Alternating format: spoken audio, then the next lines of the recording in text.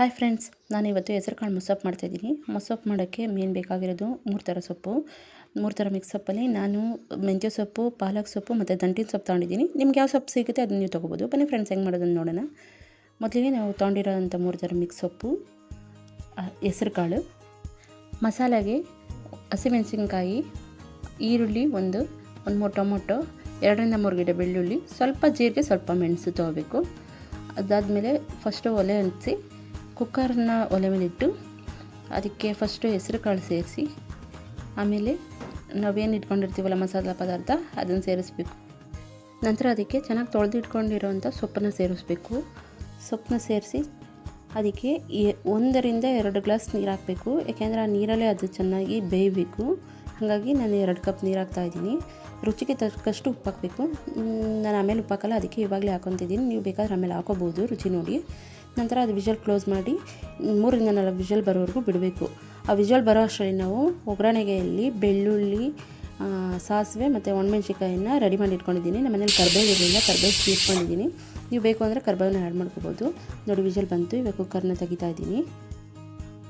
ಎಷ್ಟು ಚೆನ್ನಾಗಿ ಬಂದಿದೆ ನೋಡಿ, ತುಂಬ ಚೆನ್ನಾಗಿ ಬಂದಿದೆ. ಅದನ್ನು ಸ್ಮ್ಯಾಶರಿಂದ ಸ್ಮ್ಯಾಶ್ ಮಾಡ್ಕೋಬೇಕು. ಎಷ್ಟು ಚೆನ್ನಾಗಿ ಸ್ಮ್ಯಾಶ್ ಮಾಡ್ತೀವಿ ಅಷ್ಟು ಚೆನ್ನಾಗಿ ರುಚಿ ಬರುತ್ತೆ. ಚೆನ್ನಾಗಿ ಅದನ್ನು ಸ್ಮ್ಯಾಶ್ ಮಾಡಿ ಒಂದು ಸೈಡಿಗೆ ಎತ್ತಿಟ್ಕೊಬಿಡ್ಬೇಕು. ಆಮೇಲೆ ಮತ್ತೆ ಒಲೆ ಮೇಲೆ ಒಂದು ಪಾತ್ರೆ ಇಟ್ಟು ಅದಕ್ಕೆ ಸ್ವಲ್ಪ ಎಣ್ಣೆ ಹಾಕಿ, ನಂತರ ಈ ಮಸಾಲೆಗೆ ಇಟ್ಕೊಂಡಿರ್ತೀವಲ್ಲ ಸಾಸಿವೆ, ಬೆಳ್ಳುಳ್ಳಿ, ಒಣಮೆಣ್ಸಿಕಾಯಿನ ಆ ಎಣ್ಣೆ ಕಾದಿದ್ದಕ್ಕೆ ಸೇರಿಸ್ಬೇಕು. ಕರಿಬೇವಿಲ್ಲ, ಕರಿಬೇವನ್ನ ನೀವು ಬೇಕಾದ್ರೆ ಆ್ಯಡ್ ಮಾಡ್ಕೋಬೋದು. ನಾನು ಸ್ಕಿಪ್ ಮಾಡಿದ್ದೀನಿ, ನಮ್ಮನೇಲಿ ಇರಲಿಲ್ಲ.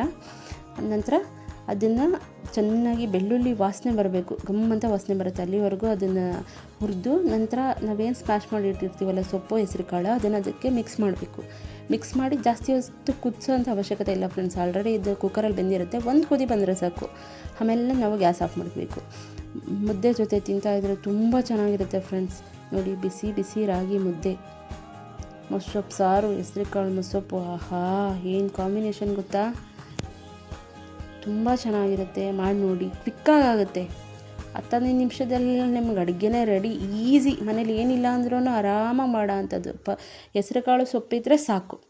ನೋಡಿ, ಮಾವಿನಕಾಯಿ ಮಾವಿನ ಜೊತೆ ಕೊಟ್ಟರೆ ಏನು ಸಖತ್ತಾಗಿರುತ್ತೆ. ನಮ್ಮ ಯಜಮಾನ್ರು ತಿಂದು ಹೆಂಗೆ ಹೇಳ್ತಾರೆ ನೋಡಿ. ಬಿಸಿ ಬಿಸಿ, ಆಹಾ ಏನು ಸ್ಮೂತಾಗಿದೆ.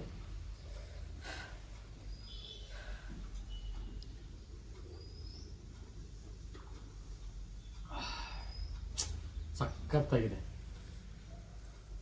ಟೇಸ್ಟ್ ತುಂಬ ಚೆನ್ನಾಗಿದೆ.